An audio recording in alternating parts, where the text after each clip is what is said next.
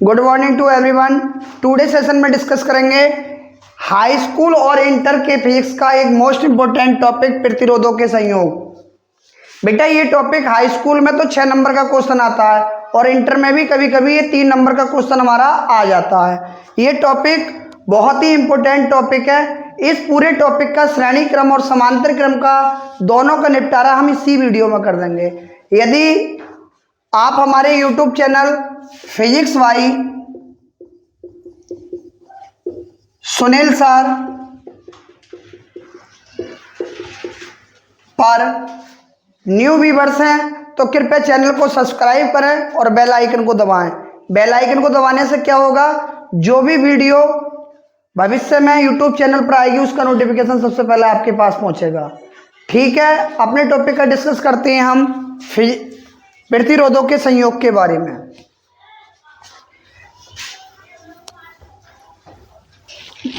प्रतिरोधों का संयोग, संयोग का मतलब प्रतिरोधों को हमें कैसे जोड़ना है। कभी कभी हमें 2 या 2 से अधिक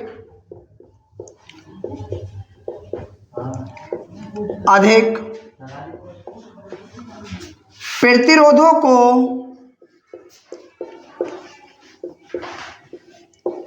को परस्पर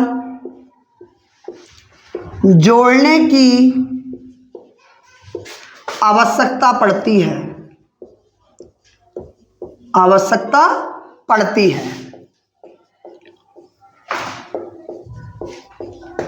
जिन्हें हम 2 प्रकार से जोड़ते हैं। ठीक है बेटा, जिन्हें हम कितने प्रकार से जोड़ते हैं? 2 प्रकार से। नंबर 1 श्रेणी क्रम, नंबर 2 समांतर क्रम। एक एक करके दोनों के बारे में डिस्कस करेंगे और दोनों को हम सिद्ध करेंगे। ठीक है, आप इसे लिख सकते हो कि कभी कभी हमें 2 या 2 से अधिक प्रतिरोधों को जोड़ने की आवश्यकता पड़ती है, तो हम कितने क्रम में जोड़ते हैं? उन्हें हम डियर स्टूडेंट 2 क्रम में जोड़ते हैं, एक तो श्रेणी क्रम और दूसरा समांतर क्रम। इसे लिखने के बाद डियर स्टूडेंट आप हेडिंग डालेंगे श्रेणी क्रम।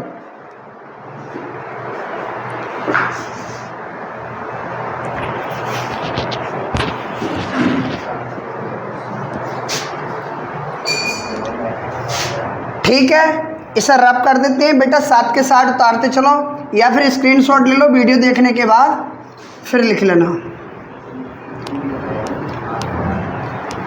हमने पहले डाला श्रेणी क्रम। बेटा ये हाई स्कूल के लिए बहुत ही इंपॉर्टेंट टॉपिक है, 6 नंबर के लिए। इंग्लिश में बोलते हैं बेटा इसे इन सीरीज। सबसे पहले हम इसमें एक डायग्राम बनाते हैं।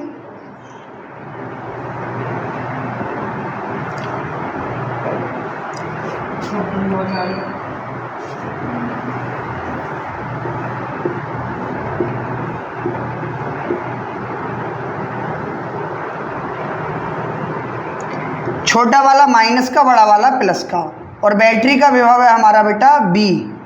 इसका प्रतिरोध R1, इसका प्रतिरोध R2, इसका प्रतिरोध R3। R1 के सापेक्ष विभव B1, R2 के सापेक्ष विभव B2, R3 के सापेक्ष विभव B3।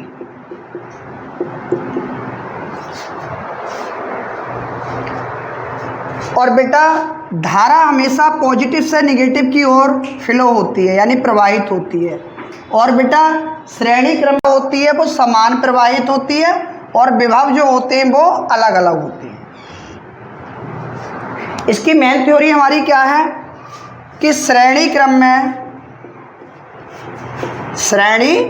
में सभी प्रतिरोधों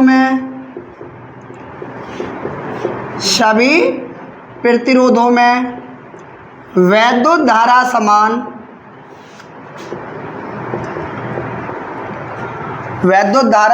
समान तथा उनके विभव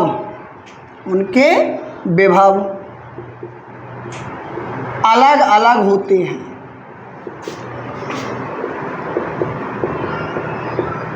ठीक है बेटा, ये तो हमें लिखना ही पड़ेगा कि श्रेणी क्रम में जो होती है धारा सभी प्रतिरोधों में समान होती है और विभव क्या होते हैं, अलग अलग होते हैं।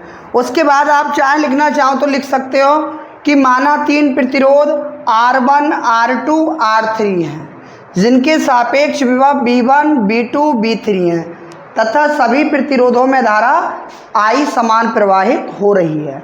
अगर लिखना चाहो तो लिख दो, वरना कोई ज़रूरत नहीं है इसकी। मगर ये बेटा आपको लिखना ही पड़ेगा कि श्रेणी क्रम में सभी प्रतिरोधों में धारा कैसी होती है, समान, और उनके विभव क्या होते हैं, अलग अलग। ठीक है स्टूडेंट, इसके बाद में हम देखते हैं कि हमारी बैटरी का कुल विभव कितना है, V। इससे कितने विभव बन रहे हैं हमारे, 3। कौन कौन से, V1 plus V2 plus V3। समीकरण 1। बेटा B का मान जो होगा वो इन तीनों विभवों के योग के बराबर होगा, क्योंकि जितना विभव हमारी बैटरी उत्पन्न कर रही है वो विभव जा तो इन तीनों में रहा, हमें ये नहीं पता किसमें कितना जा रहा है, मगर इस विभव का मान यानी बैटरी के विभव का मान तीनों के विभव के योग के बराबर होगा। यहाँ लिखेंगे हम ओम के नियम से, ओम के नियम से।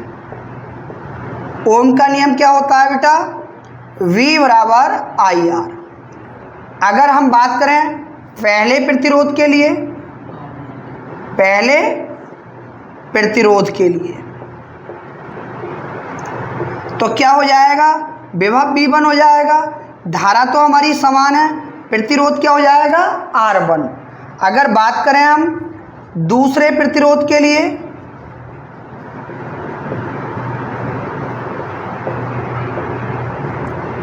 ये हो जाएगा V2 बराबर IR2, क्योंकि I का मान समान रहेगा, केवल विभव और प्रतिरोध ही चेंज होंगे। अब तीसरे प्रतिरोध की बात कर रहे हैं,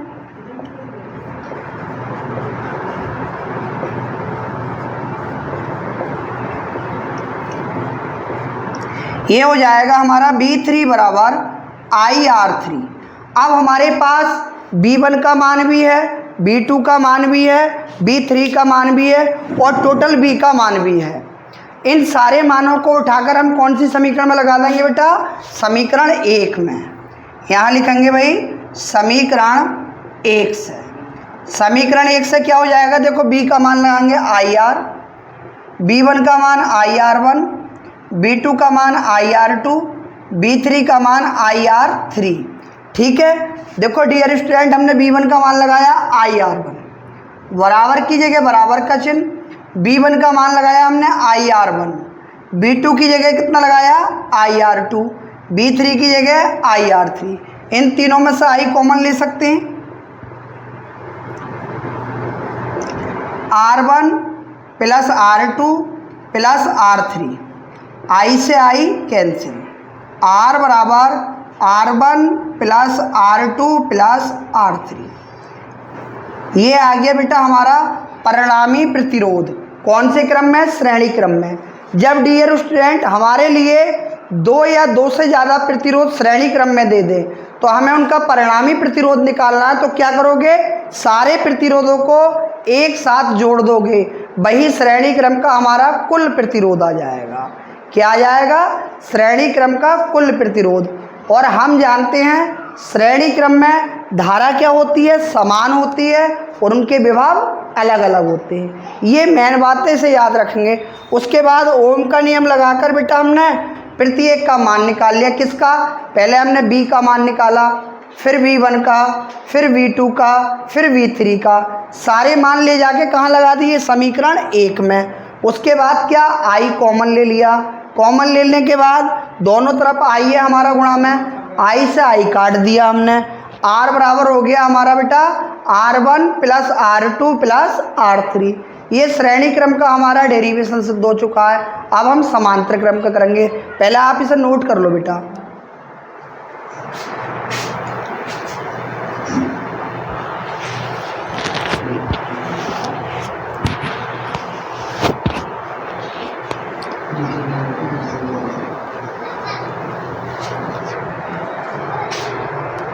ठीक है बेटा, आपने ये उतार लिया होगा, इसे हम अब साफ कर देते हैं।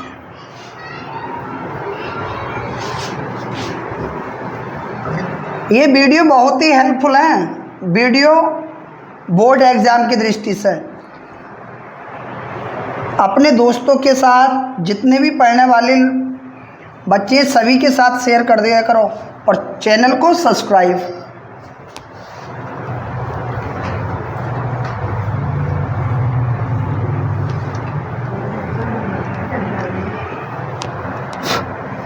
अब हम हेडिंग क्या डालेंगे बेटा? समांतर क्रम।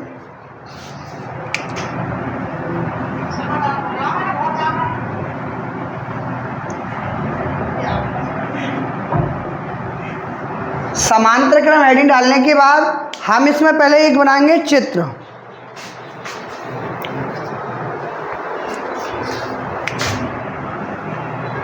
जरूरी नहीं है बेटा ये डेरिवेशन में हमें तीन ही लिखने हैं, 4 भी लिख सकते हो, 5 भी लिख सकते हो और 2 भी रहने दे सकते हो। इससे कोई इफेक्ट नहीं पड़ता है, सिर्फ तरीका पता चल जाता है कि इसमें जब परिणामी भी प्रतिरोध निकाल रहे हैं तो उन्हें कैसे जोड़ते हैं।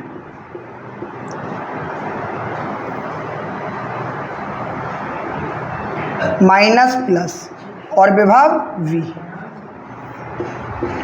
बेटा इसमें धारा हमारी आई, यहाँ तक आई और ये भी आई है।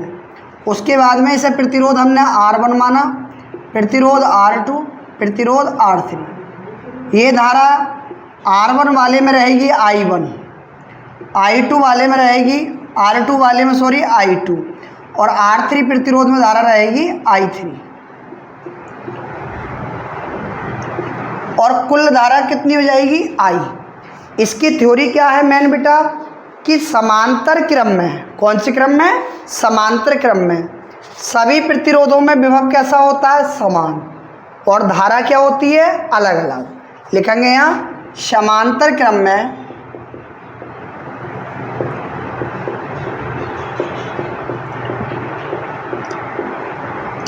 सभी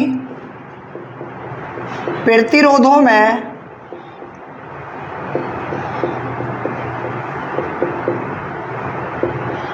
वैद्युत धारा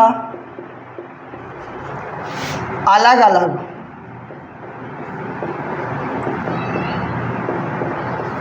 तथा वैद्युत विभव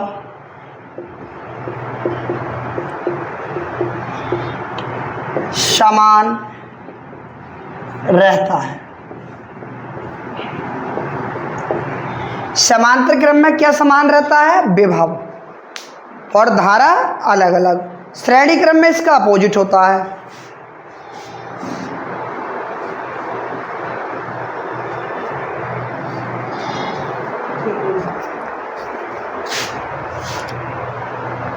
लिख लिया होगा ये कि समांतर क्रम में सभी प्रतिरोधों में वैद्युत धारा समान तथा उनके विभव, वैद्युत धारा अलग अलग तथा उनके विभव क्या होते हैं? समान होते हैं।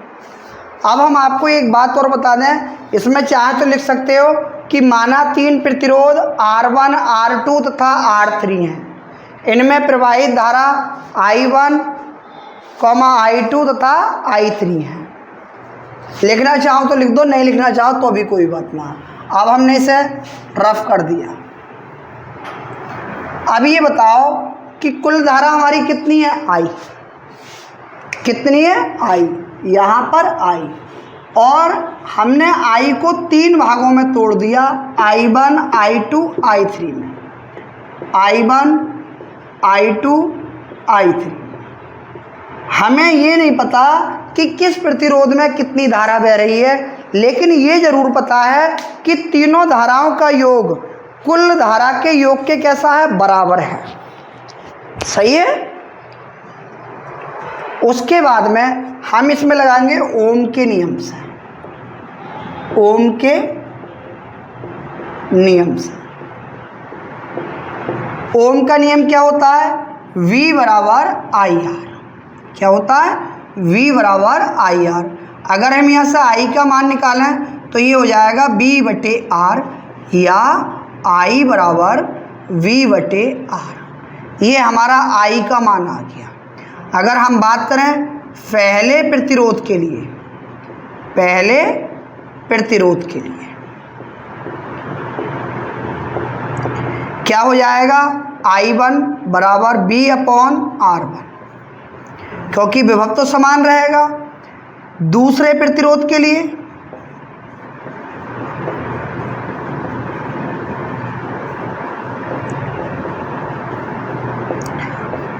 I2 बराबर कितना बेटा, B/R2। इसी प्रकार हम इसमें लाइन खींच देते हैं, यहां लिखेंगे तीसरे प्रतिरोध के लिए,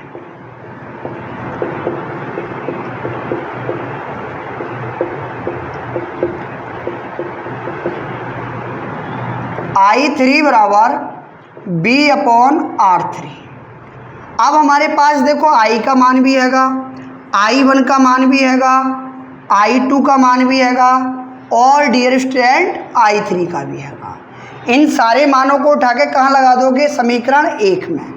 यहाँ लिखोगे समीकरण 1 में, यानी A में I1 I2 I3 के मान रखने पर, जब मान रखोगे तो क्या हो जाएगा, I की जगह रखेंगे हम B/R, बराबर की जगह बेटा बराबर, I1 की जगह B/R1, I2 की जगह B/R2, I3 की जगह B/R3। अब देख रहे हो डियर स्टूडेंट, सब जगह B है तो हम B को कॉमन ले सकते हैं। जब हमने कॉमन लिया तो 1/R, जहाँ कुछ नहीं बचता है कॉमन लेने के बाद, तो वहाँ बचता है हमारा 1 plus 1/R2 plus 1/R3, B से B कैंसिल, 1/R बराबर 1/R1 plus 1/R2 plus 1/R3। ये समांतर क्रम का परिणामी प्रतिरोध आ गया। क्या करा था हमने, सबसे पहले हमने बेटा इसमें लिखा था कि समांतर क्रम में सभी प्रतिरोधों में विभव क्या होता है, समान, और वैद्युत धारा अलग अलग प्रवाहित होती है। उसके बाद में हमने देखा कि I का मान किसके बराबर होगा, I का मान इन तीनों धाराओं के योग के बराबर होगा, यानी I = I1 plus I2 plus I3। उसके बाद में हमने काय का मान निकालना है, I का मान निकालना है, I1 का, I2 का, I3 का। हमने ओम का नियम लगाया, B बराबर IR, यहाँ से I का मान निकाला बेटा B/R। पहले प्रतिरोध में देखा I1 का मान कितना है, B/R1, दूसरे में कितना आ गया, I2 बराबर B/R2, तीसरे में B/R3। अब हमारे पास I का मान भी हैगा, I1 का भी हैगा, I2 का भी हैगा और I3 का भी हैगा।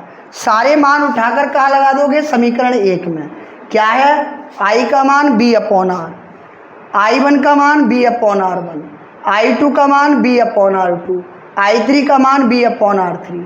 ऊपर सब जगह B है तो हमने B को क्या ले लिया, कॉमन, और B से B को काट दिया। ये आ गया हमारा 1/R बराबर 1/R1 plus 1/R2 plus 1/R3। समांतर क्रम में क्या होता है, समांतर क्रम में उनके व्युत्क्रम क्रम के योग के बराबर होता है उनका परिणामी प्रतिरोध।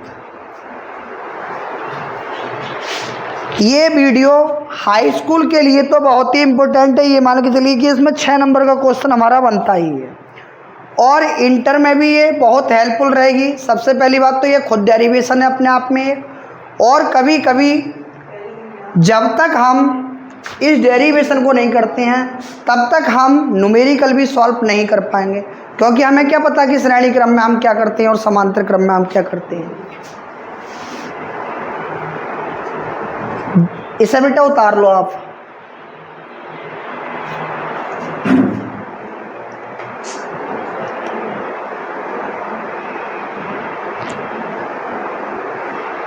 देखा आपने कितने कम समय में ये दोनों डेरिवेशन हो गए।